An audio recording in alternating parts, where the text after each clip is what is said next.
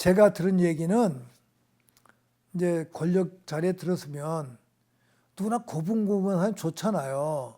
근데 민주화 같이 했던 동지들은 가서 정말 동지처럼 얘기한다는 거예요. 어떤 의미는 넓은 의미의 친구처럼. 근데 기존 관료들은 대통령께 보고할 때 이렇게 와서 지금 대통령 시비가 어떠냐 물어본다는 거예요. 기분이 좋다 그러면 들어가, 기분 나쁘다 그러면 그대로 간대요. 그냥 공무원들 보고는 깍듯하게 하잖아요. 이제 그런 고분고분하면서 좋지. 와서 동료처럼 친구처럼 얘기하면 싫은 거예요, 이제. 그건 인간의 본성인 것 같아요, 이제. 근데 거기에서 김대중 대통령이 그걸 넘어섰으면 참 좋으셨는데, 뭐 그게 또 인간의 한계고, 우리 시대 우리 모두의 한계겠죠, 이제. 우리 싫어했어요, 김대중 대통령이. 우리는 억지로 막 강요해서 만났어요, 그냥. 그냥 김홍일 의원을 압박하면서 막 만나고 그랬어요.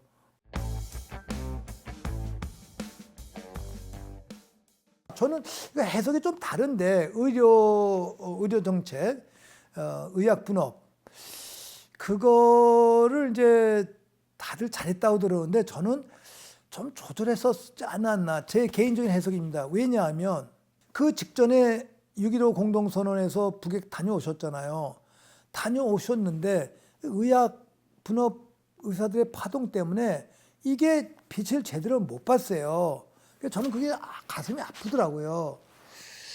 그래서 제가 의사 만나면 야, 또 이렇게 아름다운 민족의 화합장이 있는데 이건 좀 뒤로 해라. 근데 이 사람도 자기들의 생존과 걸린 거니까 이게 맞물리는데 그 영국에서 홍보하시고 오신 분의 그걸 따라서 이제 그렇게 했다고 그러는데 제가 조금 그 시기 조절했었으면 어떻겠는가라는 생각을 했고 특히 가톨릭 병원장들은 또 우리 신부들이니까 저에게 대통령을 만나게 해달라는 거예요.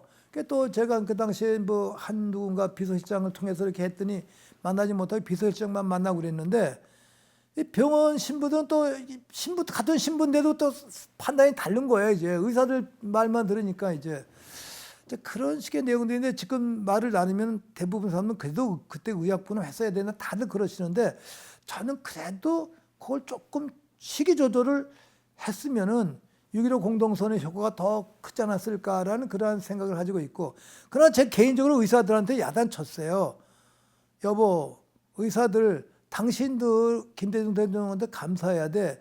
여러분들이 언제 민주화를 위해서 노력한 적이 있어서 여러분들 결집시킨 거는 김대중 대통령의 의학분업 때문이야. 의사들이 아주 개인주의자들인데 그 야단을 쳤지만 조금 그 부분이 조금 좀 성급하지 않나 제 개인적인 해석이고 또 의약분업할 때 그 약 탈 때 약은 명은 하나인데 종이는 2장씩이에요. 약국에 주는 거 하나, 본인용 하나. 종이도 안 나는 나라에서 얼마나 낭비해요.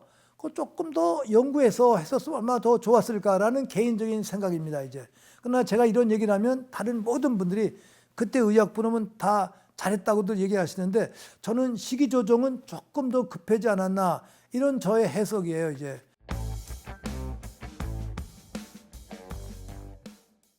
저는 요새 이제 제가 나이가 들으니까 이런 생각을 해요. 이제 비판보다는 저희들도 미사진에게 저 자신을 반성하지 않습니까? 저를 반성해야 된다라는 그러한 측면에 접근하면서 제가 요새 동지들에게 신자들에게 말씀드리는 거는 지금 윤석열과 김건희 얘기할 때 내 안에 윤석열이 있다. 내 안에 김건희가 있다. 내 안에 윤석열, 내 안에 김건희를 떨쳐버릴 때 이 윤석열과 김건희가 정리되고 우리 민족이 더 정화가 되는 것이다. 각자 그런 측면에서 반성하자. 이거 제가 이제 호소를 하거든요. 이건 종교적인 접근이죠, 이제. 그런 것 같이 내 안에 박정희, 내 안에 전두환, 내 안에 또 이제 뭐 노태우, 내 안에 이제 김영삼, 내 안에 김대중, 내 안에 이명박, 내 안에 박건희, 내 안에 노무현, 문재인 이렇게 넣고서 반성해야 된다라는 측면 되고 그 각 모든 시대 대통령들이 별난 인물이 아니라 그 시대 우리 국민들의 반영이다. 그 시대는 우리들의 역량이 그거밖에 안 된 거예요. 우리 민족 역량의 반영이 박정희, 전두환, 노태우로 나타난 것이지 우리 국민은 월등한데 뭐 그렇게 못난 대통령이 나온 건 아니었다. 이렇게 반성하는 것이 역사를 성찰하는 아름다운 방법이 아닐까 생각하면서 묵상하고 기도를 합니다. 이제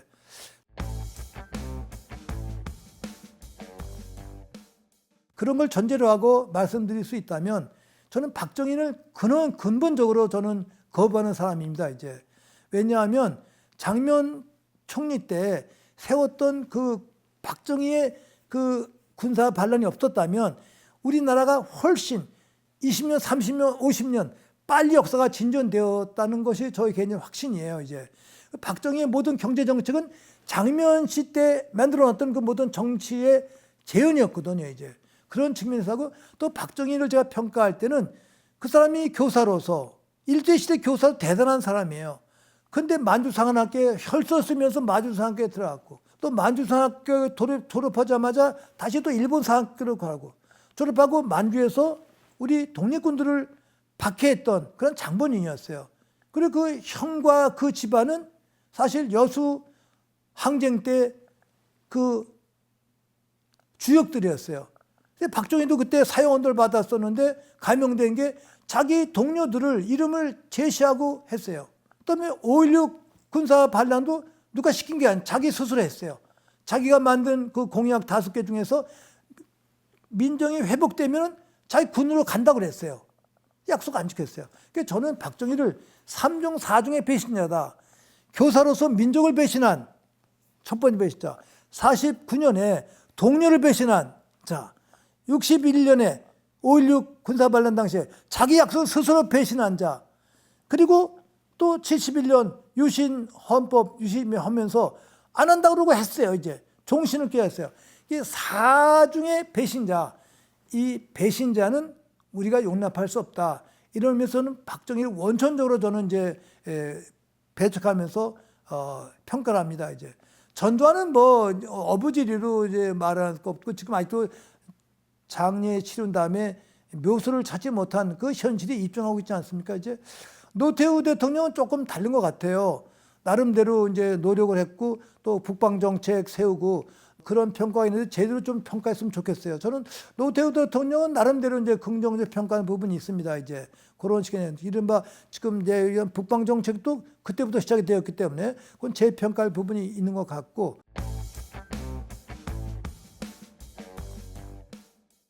뭐 저는 이제 김영삼 대통령에 대해서는 이제 근본적으로 3당 합당에 대해서는 씻을 수 없는 역사의 죄다라고 저는 해석을 합니다. 이제 배신이다라고 해석하는데 그럼에도 불구하고 금융 실명제 그 부분과 또 역사 재평가를 위해서 처음에는 전두환 노태우에 대해서 공소권 없음이라고 이제 뭐 검사들이 그랬다가 역사 바로 세우기 운동에서 다시 재구속했던 사건이 있었는데 그 부분은 긍정적 평가를 하고 또 하나의 수정한 거 그 부분 저도 좋게 평가를 합니다. 긍정적 평가를 합니다. 아마 그 부분은 김영삼 대통령 아니면 아마 못하겠죠. 이제 그런 부분은 또 저도 긍정적 평가를 합니다. 그럼에도 불구하고 그 3당 합당에 대한 거 그 절차는 좀 제가 왜냐하면 그래서 부산이 아름다운 그 정말 민주의 도시였었는데 여전히 지금까지도 그 아름다웠던 민주의 가치를 회복하지 못 도시로 퇴행했다는 거 그건 가슴 아프게 제가 평가를 합니다. 이제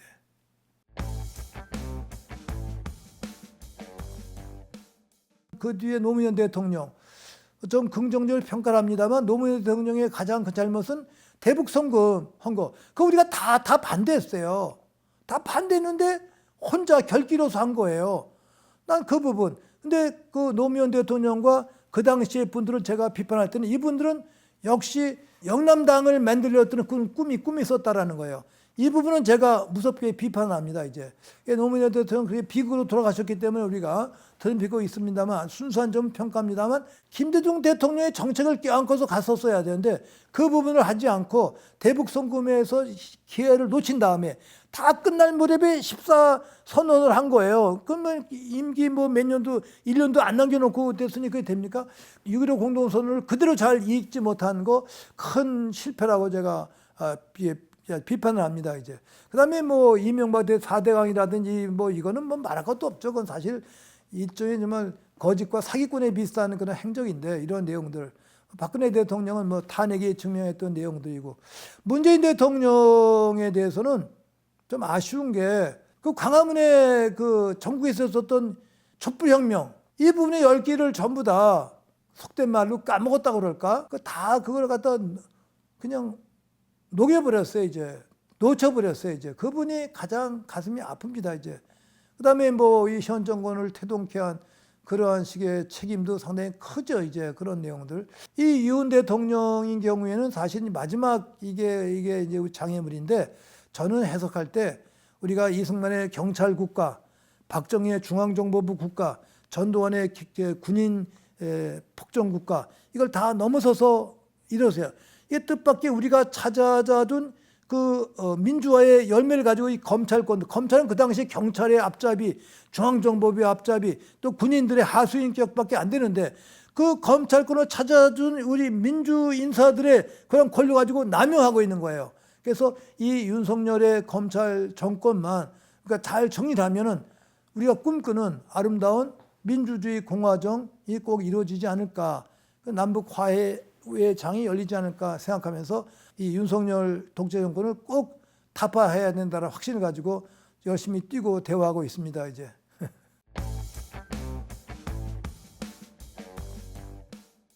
제가 이제 80에 넘으면서 성경을 보면서 저 스스로 반성하면서 대통령들의 역량과 자질과 모습이 바로 내 안에 다른 모습일 수 있겠다.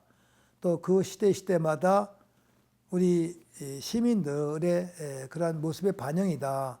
우리가 훌륭한데 정치인이 못났고 대통령이 못날 수 있는가? 그렇지 않다.